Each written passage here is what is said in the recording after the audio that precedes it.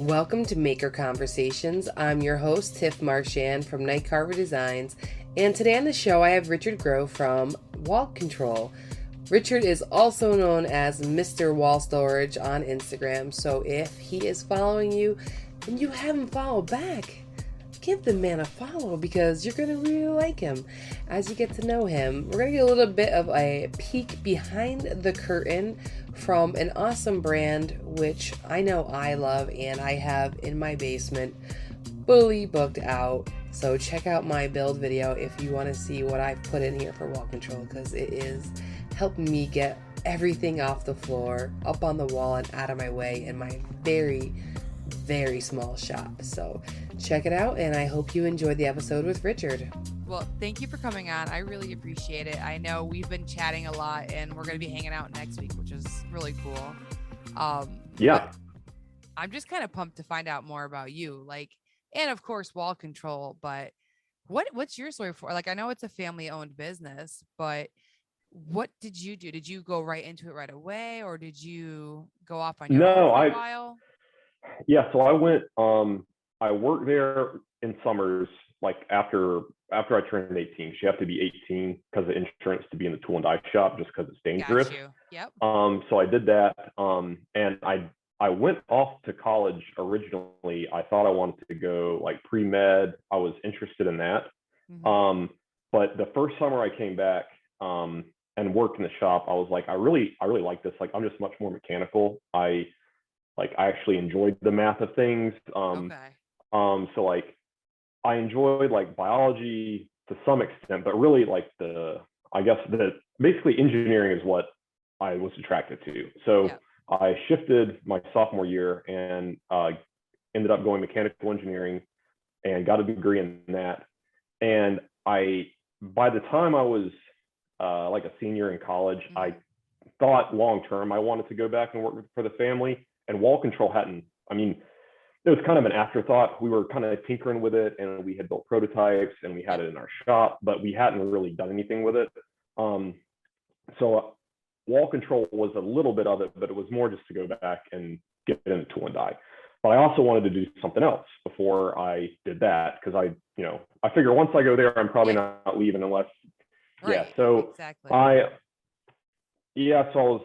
got a really cool job with the Department of Defense right out of college. Okay. And it was awesome. I had secret clearance and worked on the C5 Galaxy, the big Lockheed, the biggest cargo plane, bigger than a C-17. Got you.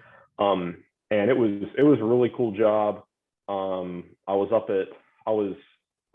Basically the engineering authority for it is in Warner Robins, Georgia. So I was down at that Air Force Base. And I was going up to Atlanta a lot because Lockheed's in Atlanta. It was really cool. We were basically trying to, our little division was trying to solid model these old hand-drawn dimensional drawings. Okay. From the C5, because what would happen was, and let me know if I'm going too deep into this stuff. I'm curious. Yeah. It sounds like you were really passionate about it. So I'm it was really, it was cool because so basically, this aircraft was built in the 50s, 60s, and 70s. And so whenever a part would break on it, we would have to send out a solicitation to get another part made. Okay. Well, we send it out with this literally hand-drawn drawings from when the aircraft was originally engineered. We'll get it made exactly to spec. You go put it on the aircraft and it's this doesn't fit. So basically the idea was to solid model it. So because the government had to the U.S. tax dollar had to pay for that part because it was made correctly. It's just the hand-drawn drawings when they actually start putting them together. Yeah, so we did that, and so there was a lot of back and forth going up there, but it was just awesome because they were building the F-22 Raptor at the time. So you're walking down the assembly line. It's a really fun environment to be in. Yeah, it was super cool. So, but I wanted to go back and work for the family at some point. So, after I was there for a little while, and then Wall Control, we had built tooling for it, and it's okay, we want to kind of start to push that. So I was like, this would be a good time for me to go back and take on this product.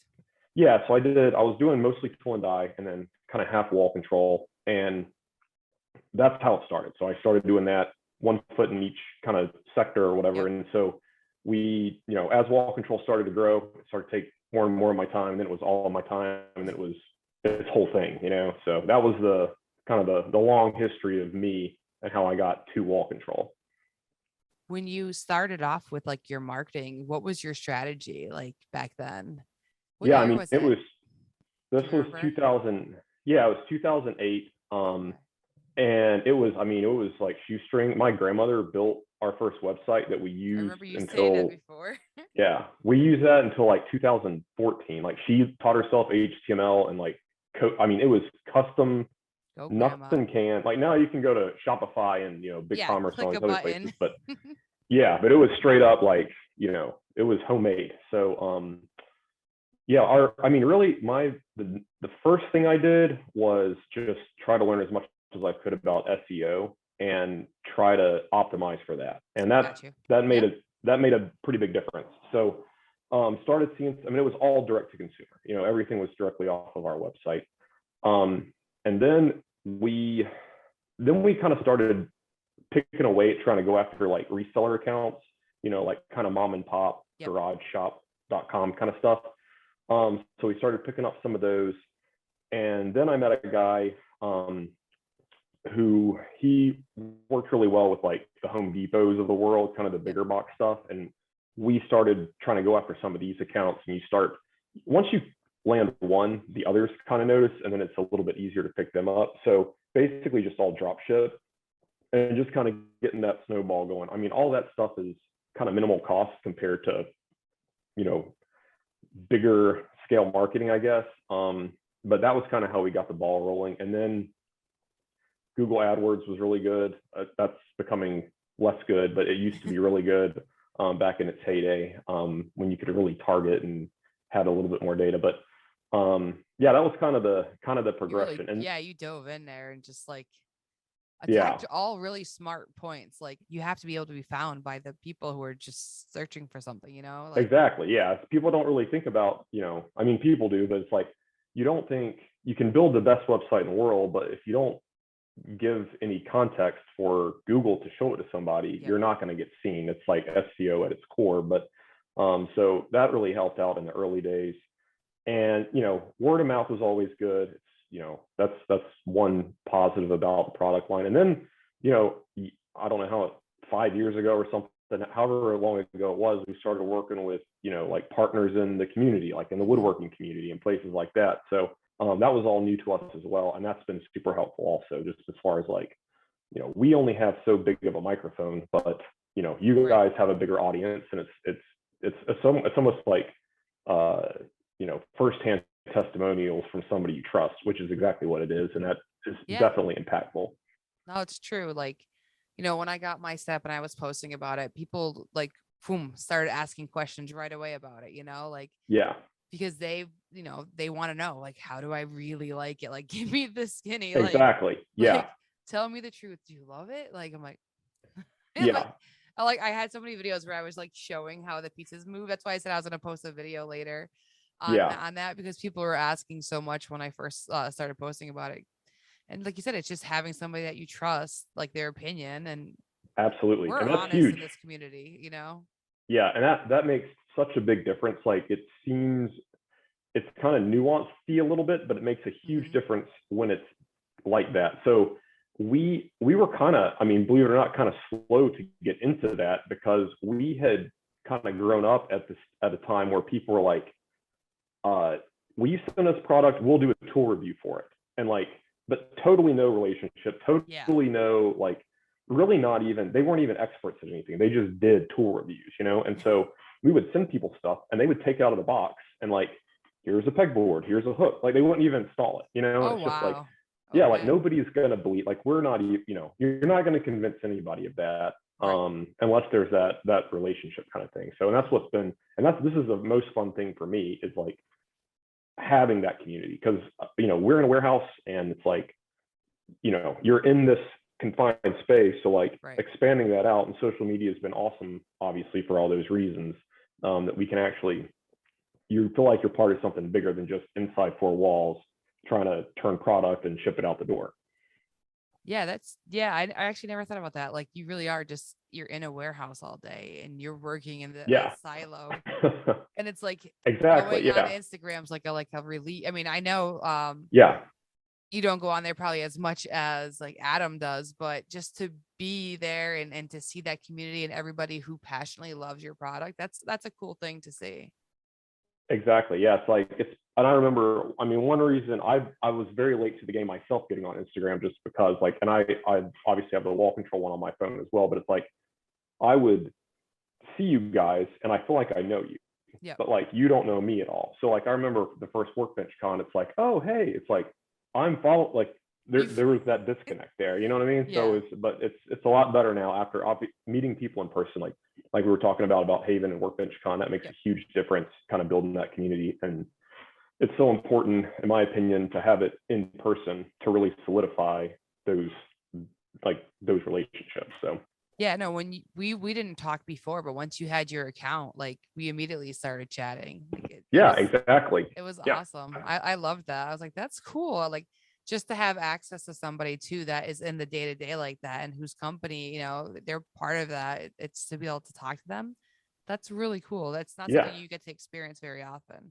And for like exactly the opposite of that is the same feeling for me, because it's like I'm in it all the time, and so I don't ever get to outreach or talk to, you know, so it's like you get a glimpse into this, and it's I mean, even on a business level, it's nice to talk to other people who like are operators of brands, because again, you don't know if you're doing it right or doing it wrong or what other people are doing. So it's nice to be able to like share those ideas and have that community that otherwise, you know, I don't know what people used to do. I guess it was like almost like support groups or something for small business owners or something. But yeah, so it's like it's nice to have that for sure. So you can really bounce ideas off of each other and collaborate, and and that's like one of the big reasons I wanted you on here too, like because now that I represent like Sabretooth and obviously like Haven and Workbench Con as well, but like Sabretooth is very relatable, where you know the team that I work with, they're all in the warehouse every day all day, and I'm kind of like their window into the community. And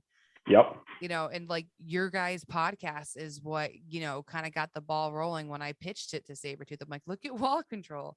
They're talking to people, they're interacting with their community. I'm like, we need to do that. Like, I wasn't even part of their team yet. I'm like, we need to do that. Like, exactly. You know, like, no, I love that. That's what I love about you, Tiff. It's like the same thing.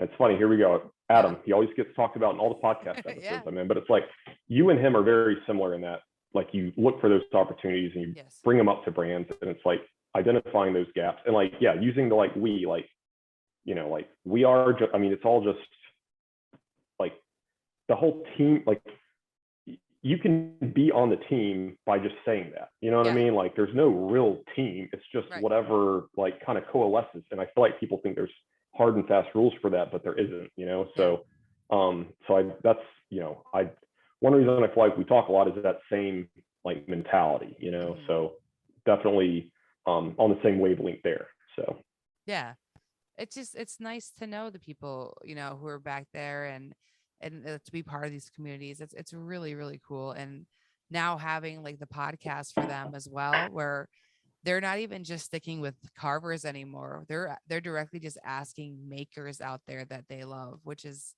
it's awesome. Like to see them like pushing even further out of their network and kind of like bringing more people in too. It's cool. Yeah, I think, I mean, that's huge. Is like, for me, is having those conversations and getting all those creative people together and just seeing what happens, you know, like you have no idea what's going to happen, or like what opportunities might come up. But it's like that, I forget what the book is, but it's like get all the right people on the bus and then figure out where they sit. It's like that same principle. So what led you into opening like your podcast? Was it just for those reasons you kind of wanted to get more involved? It was definitely it's kind of like, it's really threefold, I guess. So it's like to get more involved and to involve the community, you know, like to highlight our partners, to like shine the spotlight on them, from a standpoint of like, you know, the partners we work with and the communities that we work with. Also to kind of, you know, obviously get our own message out and have more long form media that we can use if we ever want, you know, so far all we've done is, publish podcast episodes, like Yep. whole full length things. But we can go through, listen to them, clip stuff. There's some points that are much better made conversationally than in some marketing, Yes. piece of A media natural or something. conversation compared to something that's written. For sure. So you can, there's a lot of value in that. And so we kind of wanted to tap into that. And then really the third reason too is, when we haven't had a ton of this yet, but I'd like to try to have some episodes that aren't just like kind of one-to-one partners, but more like people who have helped our brand from like the business side of it. So like business consulting, things like that we can kind of help them out as well, like kind of mesh those communities. I don't, it's like there's like the, quote, the brand ambassador influencer community, and then there's this other side of the business, like the back end of it. Yep. And so kind of see what we can put together there. So, with other brands, other partners we work with. So just kind of, again, just get everybody having a conversation and see where it goes. That's great. No, that's great. And that's like a whole world that people aren't familiar with. So it might pique their interest just to hear something new and learn what goes into a business. Yeah. It's like, I mean, I listen to all these podcasts of all kind of different things. And it's like, to hear people talk about challenges that I face, I find very interesting and engaging. And that to me builds their brand in my head, so like, I would like to be able to do the same thing. We have a lot of lessons we've learned, and probably a lot of stuff that, I take for granted, having learned the hard way, that other brands would probably appreciate knowing, so there's that bit of it. I mean, there's kind of, everybody's a startup at some point. So there's a lot of smaller startup brands that I've enjoyed helping kind of come along. And some of it's just easy stuff. People making mistakes that you think are obvious, but until you've done it, you don't realize they're obvious, so That's great that you give back like that though, and help each other. That's a great community. I mean, that's how we got where we are. And just, sometimes one little conversation, one little, I think going back to like how wall control kind of started to get traction. I remember it was a free SEO class in 2008. Everything's changed since then. Back then it was more like it was like all keywords and keyword stuffing, so it's like a different strategy now. But it's like, that was a very important thing that I went to for free that somebody did, so it's like, if I could do that for some other person, that would, I think that's kind of the longer term meaningful things. So, and same thing with like, a lot of the makers are also business owners and create and sell things. And so like, I think, I can help them with that, so it's like that kind of a conversation. That's cool. Do you have your the total subjects change here? Yeah. Have you had your baby yet, or is it soon? No, not yeah. She's due September 7th. So yeah, I mean, we're getting close for sure. So we're kind of feeling like she might be early, but we'll see what happens. So rooms all set and everything. Yeah, I mean, we've got it pretty much all done. It's just like waiting on stuff to come in. I mean, it's like supply chain stuff. It's crazy. Like everything just keeps getting delayed. I mean, we see it at work for sure. But it's, it's like, I deal with it every day there, but it's like but then you come home and you're like in a different frame of mind. You're like, where's that thing? It's like, oh, it's the same stuff that's happening everywhere else. So yeah. I'm so glad like I'm not waiting for something big like that, because that's all you hear people saying, like delayed again. Yeah, exactly. Yeah, we got the crib. We got I think we just heard the chair should be here. Like we're getting the big things are going to be there, so that's good. Yeah. It's going to be like the little loose ends. So yeah, but yeah, we're excited for sure. It's been this year's already been just insanely busy and crazy. So it's just it'll be like the perfect icing on the cake of like a super kind of transformative year, I guess. So yeah, it's just this year has flown by. Yeah, by next Workbench Con, you're going to be a whole different person. Absolutely. Yeah, I feel like that's like that every year, but this year even more so. Yeah. So, yeah. We're going to see a different side of you. Your hair's going to be all long and unkept. Yeah, exactly. I'll be very tired and my eyes will be, exactly.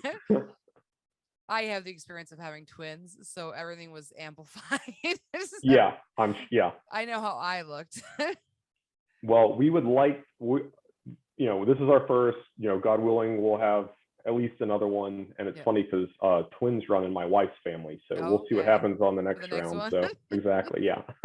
If that happens, I'll have to get some tips from you. So how do I stay up all night? Well, yeah, exactly. How do I hacks for sleep? Yeah. Yeah, right. How can I get the most productive 4-hour nap? Is sleep necessary? Really? Yeah. So yeah. Honestly, for any parent, though, advice is just take the help. When someone's offering to come over, just take the help. That little 15-minute nap you get to sneak in there, beautiful. Absolutely. Yeah, I've already, I am open for help. That's for sure. So some people think they can do it all by themselves, and it's like, no, they have that it takes a village thing for a reason. Yeah, exactly. No, I've already, I've the benefit of being a little older with the first is you've seen people do all the things and try. No, I'm not. This is hard work. I know that going in, I'll take all the help I can get. So, yeah. It makes a big difference. Yeah, it's funny because we got the week that we found out my wife was pregnant, we had just gotten a puppy. So that's been fun.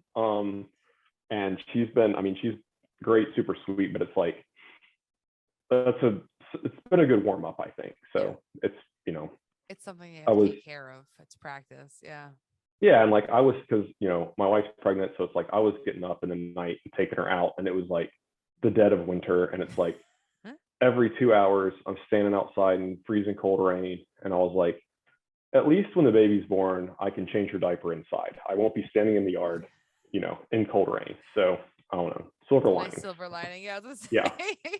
Yeah. No, that is good training. Yeah, that's what it is like.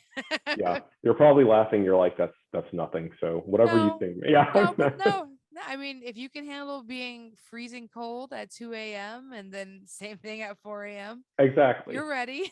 Yeah. Okay. Well, that's good. That makes me feel a little better. So I'm just gonna try to after Haven, rest up a lot and go into it with a head of steam. So that'll last probably 2 or 3 days, and I'll be back to exhausted. Have you gotten we trip? Did. We went to the beach last weekend, and that was, just we were down there Friday through Monday. But it was really nice. The weather was great, and so it was a good little last getaway. So it's important because once you get locked down, it's whew. Absolutely, yeah. No, but it sounds like you have a great support system with your family. Is everybody still working there, or is just you now in the office? No, we have. There's, and to that point, my wife's family lives in Atlanta as well, so that's very helpful. So yeah, we have a lot of, we definitely have a village, which we're fortunate to have. But yeah, as far as our family goes, I actually was just over there today. My granddad, he's, I think, 84 or 85, and he still works 4 days a week. He is the hardest worker ever. So it's that's, he's been, he started the Cab Tool and Die in 1968. So he's, 50 plus years into just that. Wow. My dad, he's there. He runs the tool and die shop and the tool and die side of things. My aunt, she does payroll and kind of HR type stuff. Yep. Yeah, I hired my mom at Wall Control, so she's kind of administrative, does, order entry, that kind of thing. My brother, my sister, who she's actually out on maternity leave for their first, so she just had a little boy, so she's out right now. My 2 of my cousins, you might have met Thomas, the youngest cousin. So I'm the oldest cousin, he's the youngest, so he's at Wall Control. He was working at Sean Haven. Yeah, I have met him. Yep. Yeah, he's a smart kid, and he's a problem solver, and that's the most valuable thing is if someone's a problem solver, just naturally wants to go get it figured out. So but yeah, it's a lot of us for sure. That's a ton. I was way more than I expected, but I knew it was a family business. I meant a real family business where everybody's there pitching in. Yeah, it's nice. Everybody's in a good it works really well, kind of where everybody's at, so, because it can definitely be, a challenge, but I think as family businesses go, we work really well together, it being that many people. So I think it's nice too, you have that division where you have 2 very different products that you're making. So to be Yeah, able for to have sure. everybody have their own role and like a different aspect of the business. Definitely a key way to survive the conflict issue that might happen when you're with family. Absolutely. Yeah. Totally. That's, I mean, it's so like my Smart. granddad and dad are over on the tool and die side, and and then on the wall control, the other thing is too, like the way our personalities mesh, like I am, like my brother is he is all about just getting it done, like getting stuff out the door operationally. He doesn't really, like the marketing side of it, the outreach, the wanting to get out of the building and go do things, that's not him at all. So it works out really well. He doesn't, the vision of it is not he wants to just execute, so he does a great job at it, and nothing falls through the cracks. So it's like you can count on that. You need someone like that. Everybody counts on everybody. Yeah, absolutely. So yeah, it works out really well. How many employees is it total? It kind of fluctuates depending on obviously, how busy it is, whatever.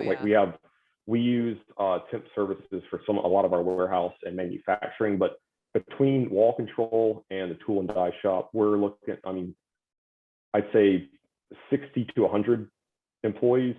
On like I'd say 60 to 100 if you add them both together. So yeah, you're running big machines, probably, so you need people to move all that. Absolutely. Yeah, and like the production bit of it.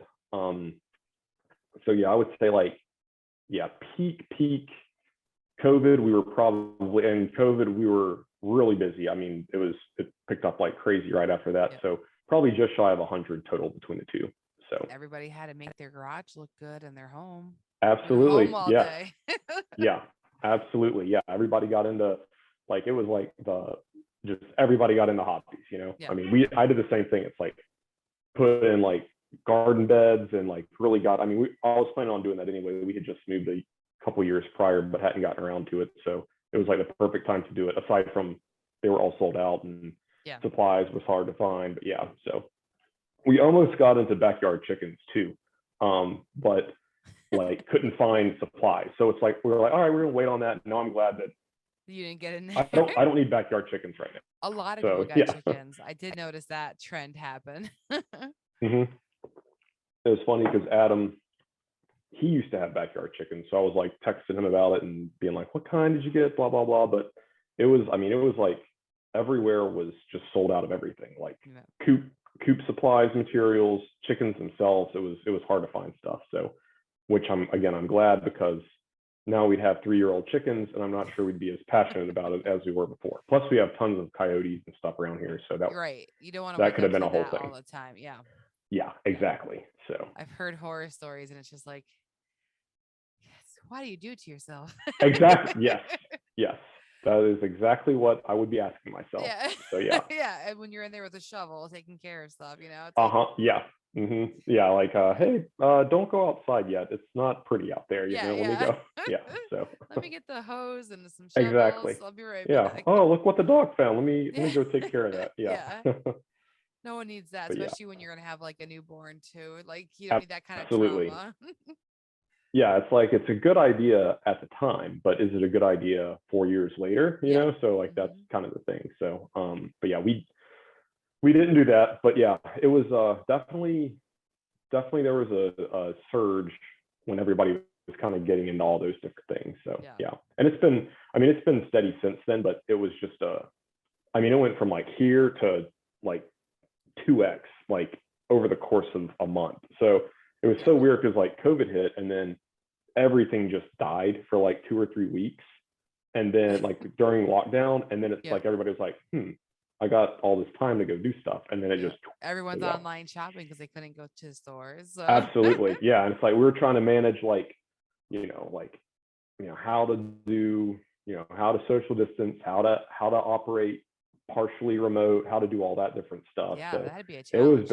It was crazy. It's been, since COVID, it's been one thing after another as far as challenges go, and very different, because now we're into material costs, scarcity, supply chain stuff. Fortunately, we make 99.9% of our product line, so we can control a good bit of it, but there's still, your raw materials are still subject to supply and Right. demand. So it's like, maybe we buy in the US, but if the US supply is scarce, then, it's nuts. So I I'm was curious thinking, about that, like if how badly hoping it we're might have coming out of it. affected. I think I definitely, Richard's predictions, I definitely think there'll be a recession, and I definitely think inflation is here to stay for a while. But I'm thinking that like the inflation bit of it has leveled out.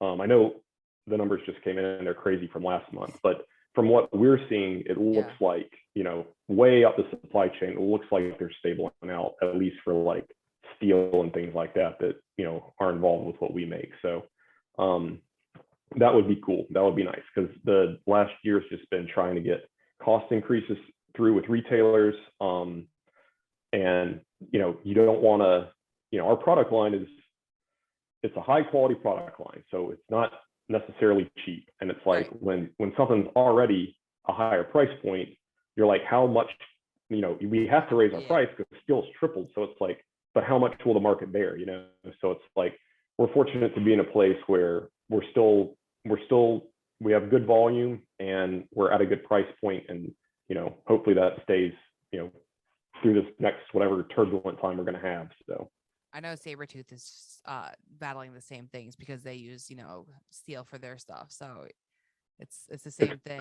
They have to increase prices, and same, like how far do we go? Like exactly. Yeah. It's like our choice. Yeah. Like if you're listening and you Google sheet steel index, and that's what we have. It's sheet steel that we stamp our panels out of, and our panel is a metal panel. So it's all steel. And it's like, if that 3X's, I can't 3X the price of my product, right?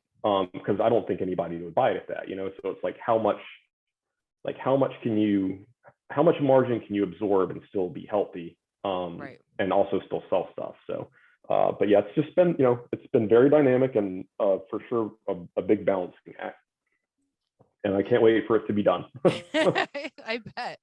No, that's really hard to be in that place where you're the one having to make that decision too, and you're having to weigh it out with people and go back and forth. Like, how long do you usually take to decide something like that? Do you torment yourself when you're doing that? Oh yeah, and it's so hard because like they're and the retailers, our retail partners, they're huge and they're competitive with each other. So it's like that's a hard process too. Fortunately, like our buyers, our vendor managers, they have been really understanding of it. You definitely have to make the case for them, like lots of data, a lot of analytics, a lot of jumping through hoops to like show exactly, like they want to see to the penny how you're being affected by these things, and like letters from supply, all this different stuff. So I was curious about that.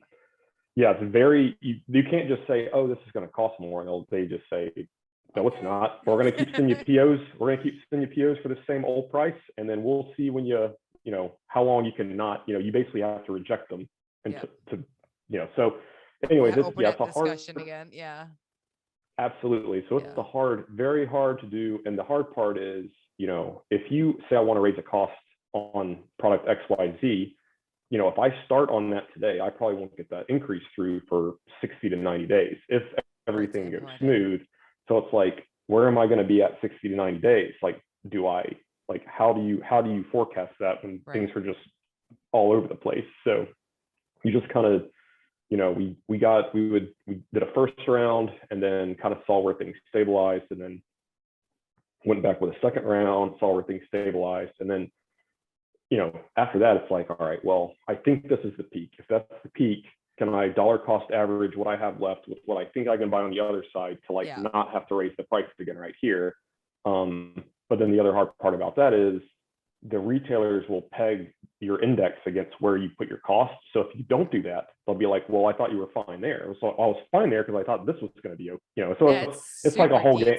Yeah, it's like a game of chess basically with like trying to do it. But it's been, and the other hard part is like if one retailer, say they're a stocking retailer, if they still have stock and they're still selling at that old cost, this retailer will see that one and they'll be like, well, their price is not raising. And it's like, well, because they still have a lot of inventory they overbought, but I cannot sell you that inventory at that, so anyhow, but it's they have a lot of transparency then, so to see all they're they love the big guys have all the data, and so it's the most annoying thing for me is that, you know, that's all hard to figure out, but it takes time away from like the fun stuff and like the growth things. It's just, my least favorite thing is like treading water, just trying to maintain and deal with that kind of thing. I like doing the outreach, growth, fun stuff like this, you know? So yeah. No, I get that. Let your brain relax a little bit and get creative and actually, absolutely, you know what I mean? Like just breathe. Yeah, you can't be creative when you're up against the wall trying to, you know, make sure P&L's not falling off a cliff. So yeah. What were they originally just gray, just like the color steel, or were you always like coating them with different colors? Yeah, they were I think, the original color was actually like a grayish beige. And then we always had the galvanized finish.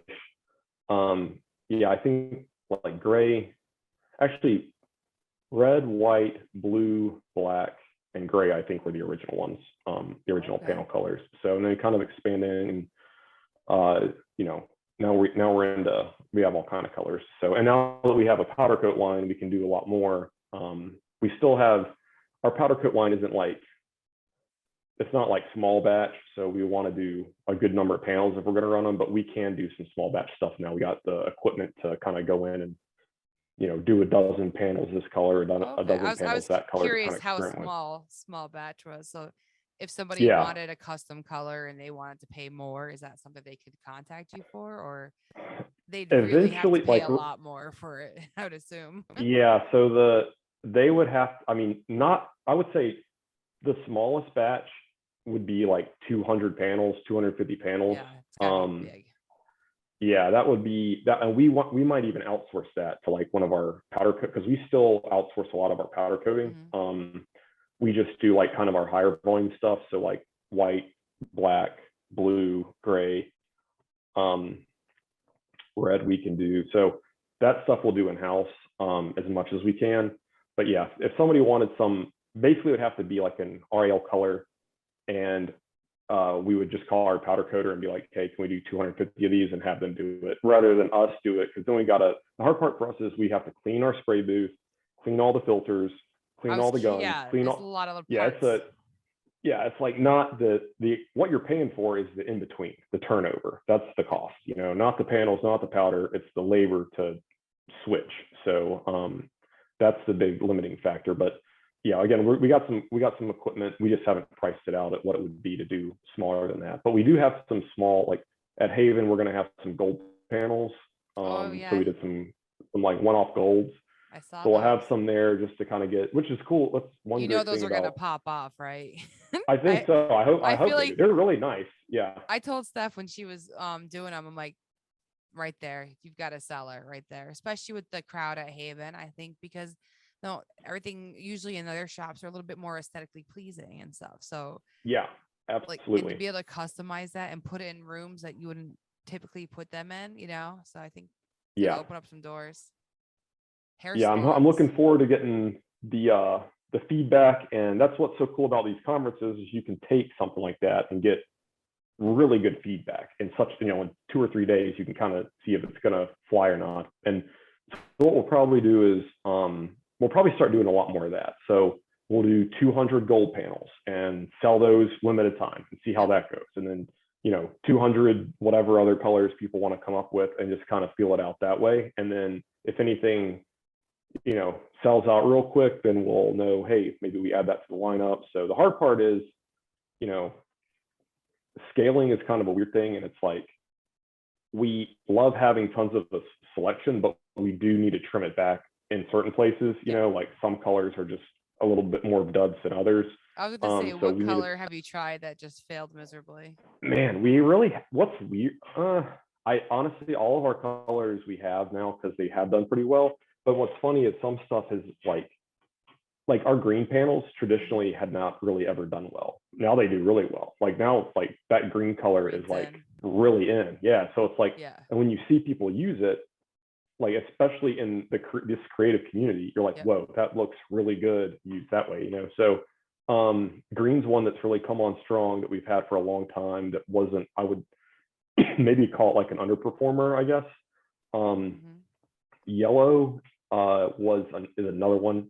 If we had to cut one, it might be yellow. It's not. It's just not. I don't. It's you got to really want yellow, you know. So what's another one that's done really good is orange. Orange is you would think it would track with yellow, but we saw a lot more orange than yellow, which is interesting. So, it's or at least I think down a bit. I feel like, Yeah, and we sold a ton of those to the Navy. Actually, they bought I think cool. thousands of those things for like I think they're on like aircraft carriers and stuff. I don't know. I'd love to see it. I mean, it's like I know we just send them off to the ports and then whatever they do with them, but they seem to like orange for some reason. So yeah.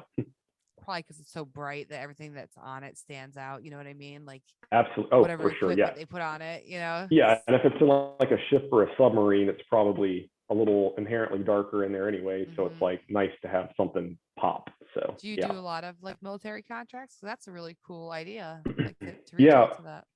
We do them, but not like one-to-one. We would do it through like a contractor, or they just buy directly from us, like off of our website.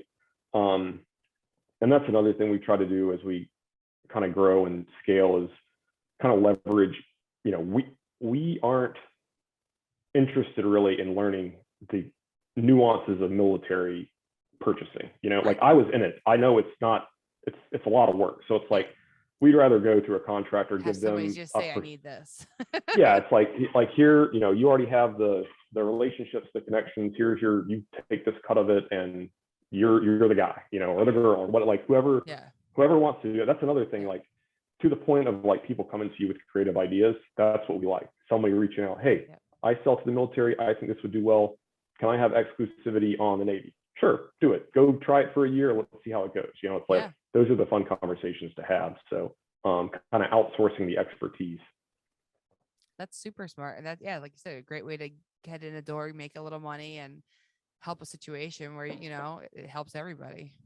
Absolutely. It's cool. I hear children running around my house.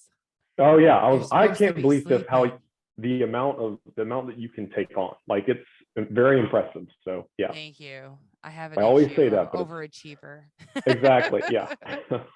Well, you handle it very well. Thanks. It's funny. I quit the day job and now I'm just like, how they always say, how did I ever do that before? Yeah. I really don't know how I did it. Like, cause these days are full. Like I haven't had the moment where I've been able to like work on my own stuff consistently every day. I've been doing like every other day or so, but I'm just like, I'll get there, but getting everything aligned. I mean, as you know, when you're forming a new business and you have to do all those things that you don't want to do, like the financial planning and all that, like, oh yeah, no one wants to do that. They just want to start working on the business. So it's absolutely a struggle. Yeah.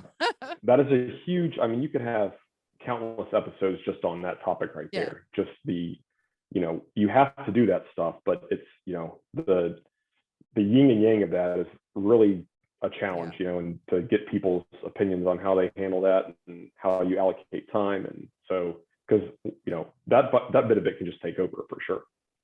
Yeah, exactly. Like I contacted one of my friends. I don't know if you know Hulse Designs at all.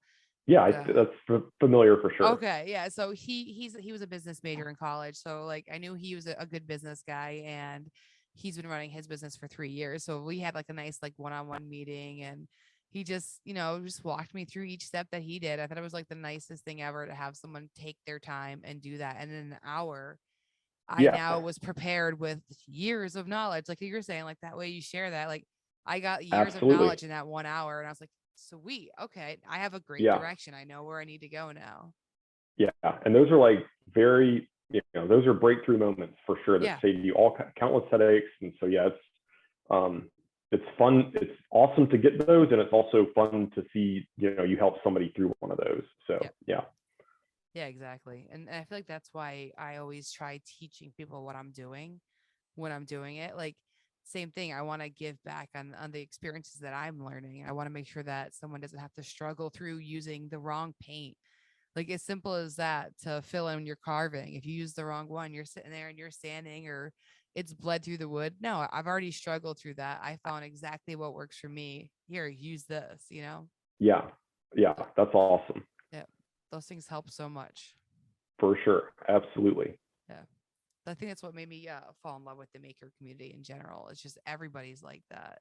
And I'm sure you've seen it. Like we're just for sure. Yeah. so caring about each other. Absolutely. And everybody is, the theme, it's funny because like you go back and like we'll be at Haven with the podcast, having those, and we were at Workbench Con with it. And like one of the underlying themes is like, nobody's afraid to fail. Like there's no judgment in that. And that's exactly what you can't have that. Like you can't be afraid to fail, Right. So, and it's the same thing in business. Like there's so much stuff that we'll try, whether it be new products or a marketing strategy or something. And like, it's a flop, but like, you can't not do that. You have to do Right. that, So yeah, I saw like a meme on, I don't know what I saw, probably on Instagram, but it was like a target, and it's like, it had like all the misses around it. Yep. And it said, this isn't failure. And then there was one next to it that had no misses at all. It had nothing. And it said, this is failure, So it's like, that kind of summarizes it, I think, visually for sure. So. No, that's a really good visual. Like you got to keep trying and failing before you get it. Absolutely. Yeah. The worst thing to do is to not try, for sure. Yeah. It's scary. I understand. Yeah. But you got to. Absolutely.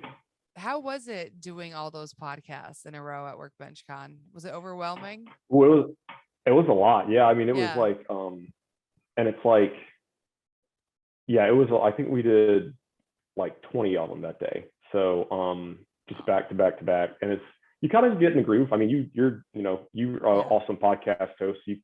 You get how it goes, but it's like, yeah, just talking a lot. And I don't, I'm in a 4-wall warehouse all the time, like on a computer, like I'm not talking. So my voice will not, you can just feel it start to fade after that much conversating. So, but it went really good. It was awesome talking to everybody and able to like take advantage of everybody being in one place was great. Yeah.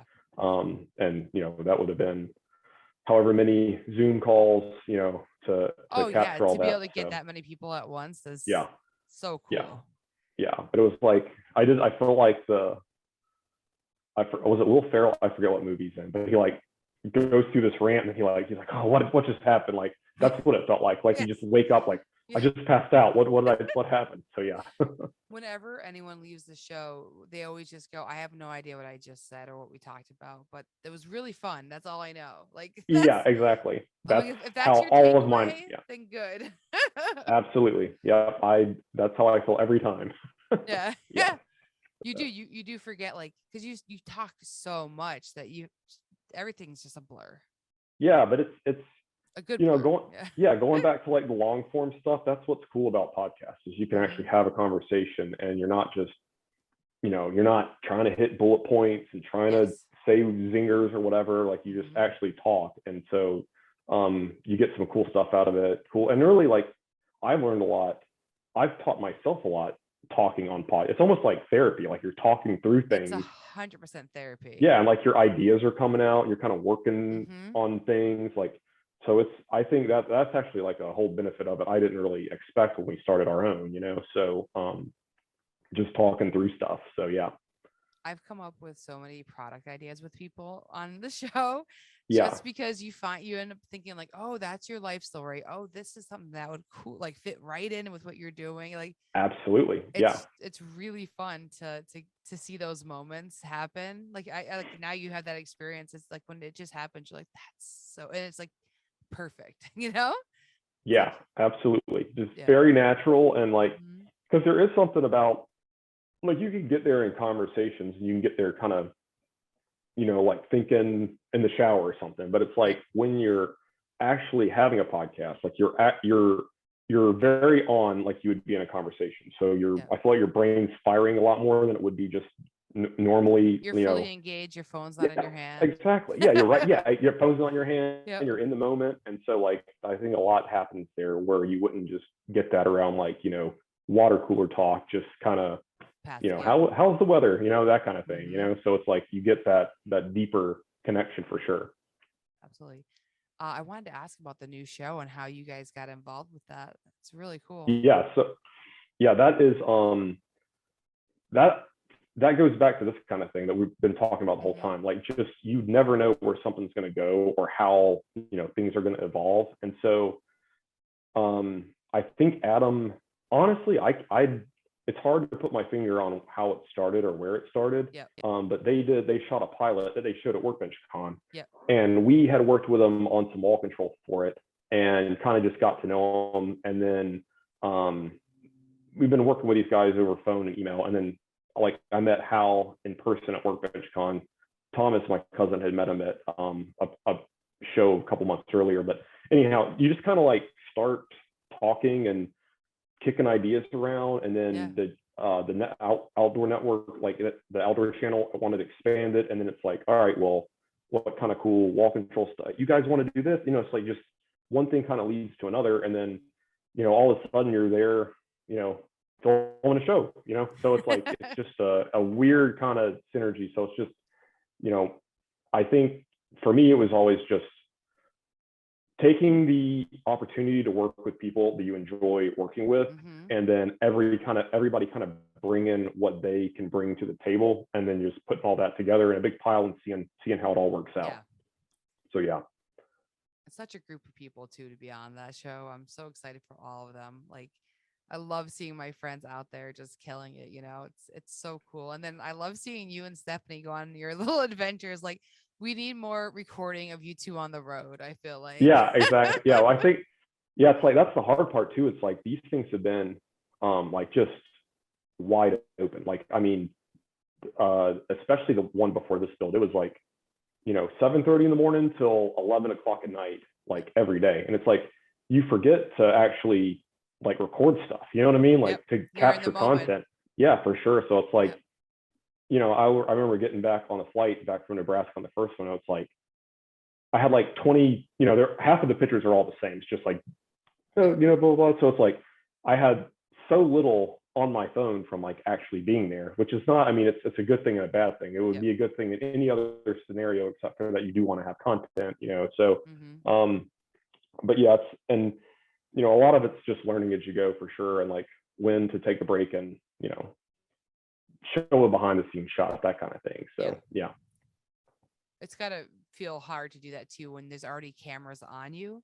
Like, you know what I mean? Like you feel like someone's filming, Yeah, exactly. Yeah, like somebody's capturing this. And then the other hard thing is there's so much that you like can't show because they have the reveal, like all that, like it'll all come out once it airs, but it's like you don't want to like overexpose, so it's like it's definitely a balancing act, and it's like nobody, you don't want to be the one to get in trouble that share the picture that show too much, so it's like it's an interesting kind of thing. But yeah, they're like, it is fun showing like the traveling stuff and the getting there and behind the scenes and like the like when you're not actually on the set or location. So just your time there for sure. But it's been an awesome experience for sure. And everybody's been, they're all, like you said, they're all great people, like cool individuals, and then super cool when they're all together doing something like that. Exactly. They're, I'm sure, becoming a little family right now, Oh, absolutely. Yeah. Especially like on that, that 12th, 13th, 14th hour of the day, exactly. When you're delirious and you just start doing stupid things.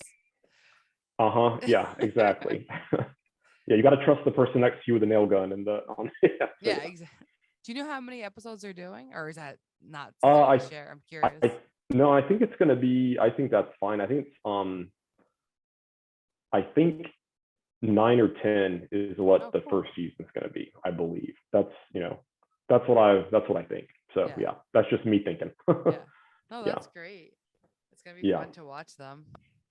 Yeah, I'm looking forward to it for sure. So it'll just be cool because like especially on this last one, like the family that it was done for, you could just tell they were so excited and like just that's the exciting thing. It's like their excitement. And then like in the first one when we were in Nebraska, like the whole community was super excited. It was just a super small little town. So that was fun to watch. But yeah, so it's been cool to kind of be along for the ride on all those. Yeah. And it's Renovation Hunters, right? That's the name they finalized on. Okay. I want to make sure we said it and not skipped over calling out the name of the show. Yep. Renovation Hunters. That's the name. I think that's a great name. It's like perfect for, and for wall control, it's cool because it's like the perfect, like we have so many outdoor renovation, like that kind of personality. So it's a really good really good audience to be in front of and a really good audience to work with, really, so. Right. And it's probably more of an untapped market for you, right? I would assume that you're Yeah. are you not selling it like Cabela's or anything? Oh, no. Yeah, we don't. We have no presence in in that retail space. So it'll be cool to kind of, see what happens. Yeah, exactly. And it's for sure. I mean, a lot of this, like I was saying, a lot of it's just kind of you experiment with it, see how it goes. Like I'm just excited to see what happens with it, so. Yeah, it's a nice gamble. It's like, you're first of all, you're helping people. So right. No matter what, it's a win because somebody is going to be ecstatic to have it.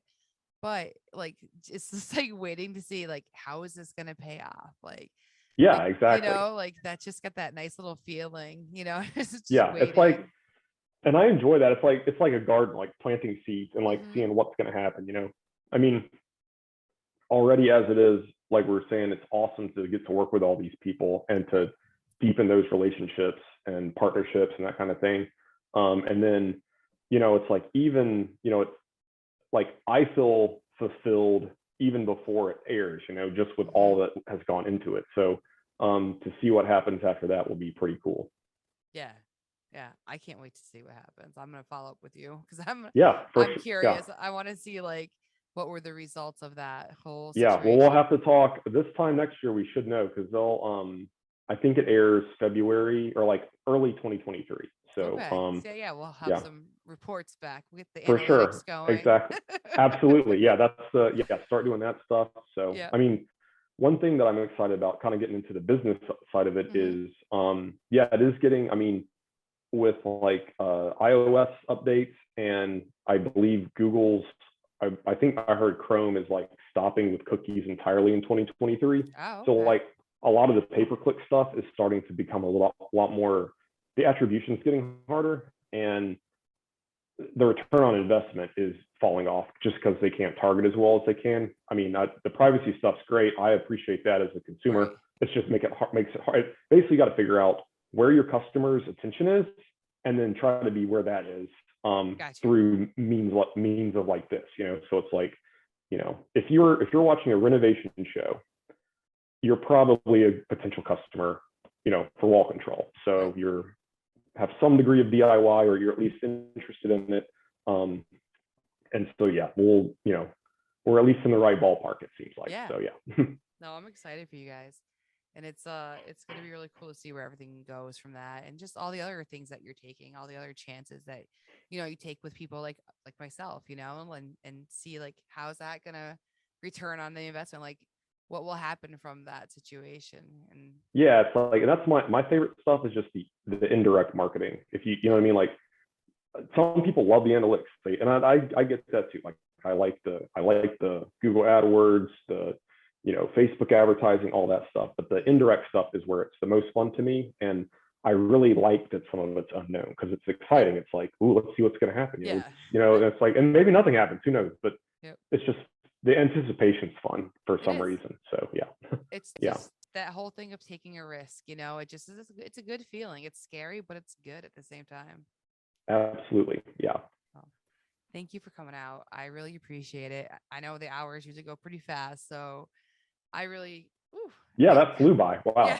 Yeah, for sure. Yeah. What do we talk about? Yeah. I have no idea, but I think it was really cool about the things that we did talk that I remember. It's just hearing the world from your side of the view, because you're on that other side where, you're dealing with a lot of things, like you're saying, all these analytic trackers, all these markets, all these partners that you have to take care of on that end. And us as the consumer, we have no idea of what's going on behind the curtain. We just see what you guys show us. So it's cool to get a little peek.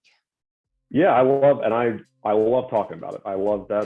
Yeah. This is my favorite thing for sure. So, and thanks, Tiff, for like being a window, opening a window, for folks like me to be able to do that. And same thing for me to be able to, hear it from the other side. So it definitely goes both ways. Thank you so much for listening and coming out and checking out this episode with Richard from Wall Control. He is a lot of fun and he is a really smart business person, so I thought it was a lot of fun to have him on here and kind of share a little bit of his knowledge and get that peek under the curtain. If you want to support the show, head on over to patreon.com/makerconversations, and for $5 a month, you help me put on the show. I really appreciate the support. So if you want to try that, go for it. And if you want to get into power carving and you want to check out some superior burrs, well, sabertooth.com is where you want to go, and NIGHTCARVER 10 will save you 10% on your next purchase. Thanks again for listening and have a great day.